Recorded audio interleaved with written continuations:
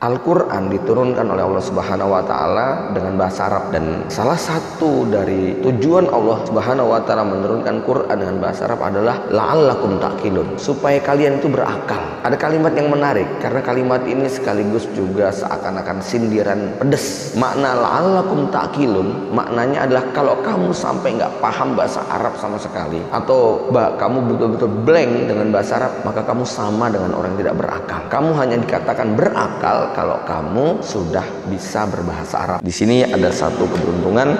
Ustadz Abu Ubaidillah Abdurrahman menulis buku yang berjudul Bedah Matan Al-Ajurrumiyah, Panduan Belajar Dasar-Dasar Ilmu Nahwu. Nama Jurumiyah atau Al-Ajurrumiyah merupakan nama kitab yang sangat populer di kalangan pelajar. Bahkan di beberapa pesantren-pesantren salafiyah sudah diajarkan di level SD.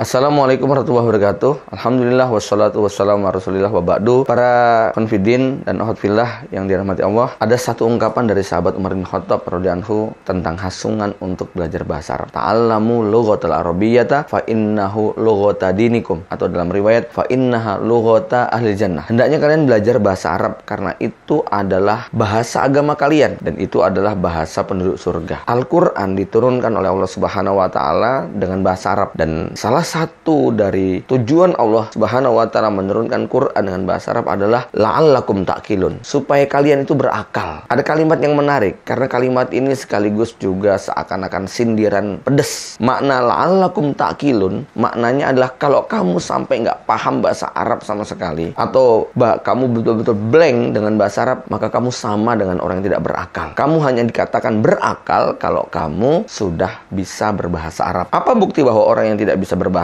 Arab itu sama seperti tidak berakal? Lihat kalau ada orang yang tidak bisa membaca tulisan Arab gundul misalnya, Arab tanpa harokat, dia nggak paham nahwu, nggak paham sorob, sehingga nggak ngerti a i u nya, maka ketika disodorkan dengan buku Arab gundul, antara dia dengan orang buta nggak ada bedanya. Begitu juga kalau ada orang yang nggak paham bahasa Arab, nggak mengerti, nggak bisa menyimak, nggak bisa mendengar, ya nggak bisa melafadzkan, maka ketika dia itu mendengar ceramah pidato bahasa Arab, antara dia dengan orang tuli itu nggak ada bedanya. Ya, maka inilah salah satu makna la'allakum ta'qilun. Kami turunkan Quran dengan bahasa Arab supaya kalian berakal. Karena kalau tidak paham bahasa Arab, maka sama seperti orang tidak berakal, sama antara yang buta dengan yang melihat, sama antara yang tuli dan yang mendengar ketika memang tidak bisa memahami tentang lafadz dan tulisan Arab tadi. Nah, salah satu kendala daripada belajar bahasa Arab itu adalah bagaimana metode dan caranya. Di sini ada satu keberuntungan.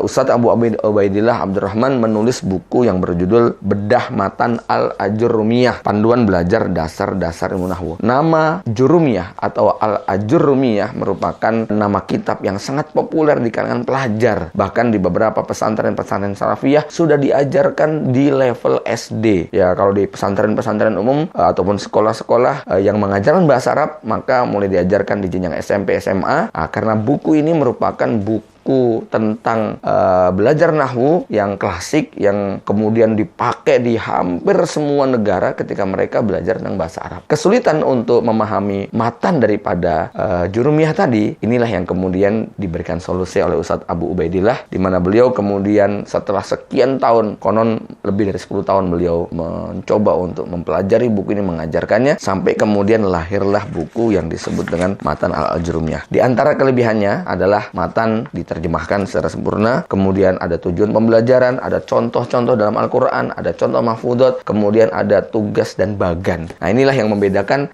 sarah ataupun bedah matan Jurumiyah yang beliau tulis dengan yang lainnya. Di samping memang buku ini juga banyak mengutip dari kitab-kitab sarah induk yang memang banyak dijadikan sebagai rujukan untuk memahami kitab Jurumiyah. Mudah-mudahan hadirnya buku ini memberikan solusi bagi Anda yang ingin belajar bahasa Arab. Assalamualaikum warahmatullahi wabarakatuh.